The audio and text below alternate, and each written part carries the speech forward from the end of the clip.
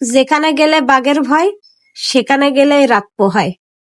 হ্যাঁ গাইস, যেখানে গেলে বাঘের ভয় সেখানে গেলেই রাত পোহায়। আমার অবস্থা হয়েছে সেরকম। মানে কি আর বলবো, আসলে বলার মতো ভাষা খুঁজে পাচ্ছি না।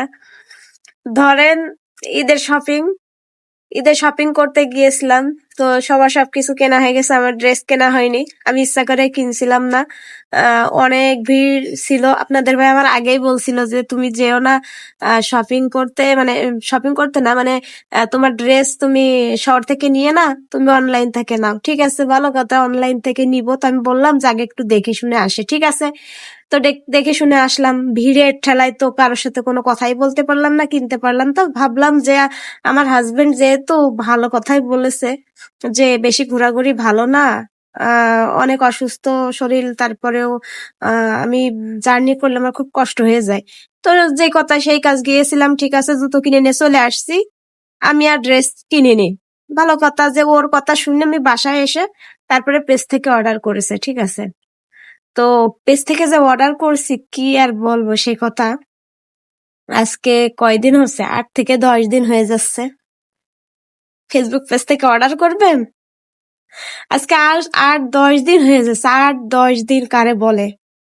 তাদেরকে আমি বারবার বলতেছি ভাইয়া আমার ঈদের ড্রেস, মানে সবার একটা শখ থাকে না যে জিনিসটা আসবে দেখতে তো হবে যে আসলে কেমন হচ্ছে, ভালো কি খারাপ, দেখে থেকে সেগুলো রিটার্ন করতে হবে কি রাখতে হবে।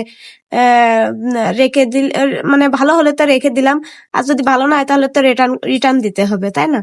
তো তারা তো ড্রেস তো পাঠাই না, তা পাঠাই না। তাদের SMS করলে বলতেছে একটু সময় দেন, একটু সময় দেন, প্রত্যেকদিন একবার একটু সময় দেন। ভাই 8-10 দিন হয়ে গেছে, আর কত সময় লাগবে? এক দুইটা ড্রেস একসাথে পাঠাবে, 8-10 দিন লাগে দুইটা ড্রেস পাঠাতে? তো বিদেশ থেকেও চলে আসে, আর সেখানে তো বাংলাদেশে, মানে ঢাকা থেকে যশোর আসবে। কত বড় রাগ হয় বলেন তো। তারপরে হচ্ছে SMS, মানে মেসেজ দিচ্ছি তাদেরকে আমি যে ভাই কি অবস্থা, কি অবস্থা, এত লেট হচ্ছে কেন? অনেক সময় রেসপন্স করতেছে না। আবার অনেক সময় বলতেছে আপু অনেক সমস্যা, ফ্যাক্টরি থেকে মাল আসেনি, একটু সময় দেন, একটু টাইম দেন। এটা কোনো কথা? তাহলে যেখানে বাঘের ভয় সেখানে গেলে রাত পোহাইলো না? যেই ভয়তে যেই ভয়তে আমরা বাজারে, মানে শহর বাজারে গিয়ে নিলাম না, কষ্ট হবে, ইয়ে হবে, ও হবে, তো ঘরে শুয়ে শুয়ে ফ্যানের নিচে শুয়ে শুয়ে দেখে দেখে অর্ডার করলাম, কিন্তু অর্ডার করে তো প্রেশার আরো মাথায় উঠে যাচ্ছে।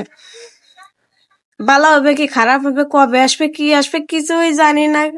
শুধু বলতেছে একটু সময় দেন, একটু সময় দেন। তো এই একটু সময় কবে? একটু টাইম তো দেয়, মানে শনিবার রবিবার শুক্রবার অমুক দিন চলে যাবে শিওর, ডেলিভারি ম্যান চলে গেছে নিয়ে, এরকম একটা কথা বলে না, কিন্তু কিছুই বলতেছে না, কোনো রেসপন্স নেই।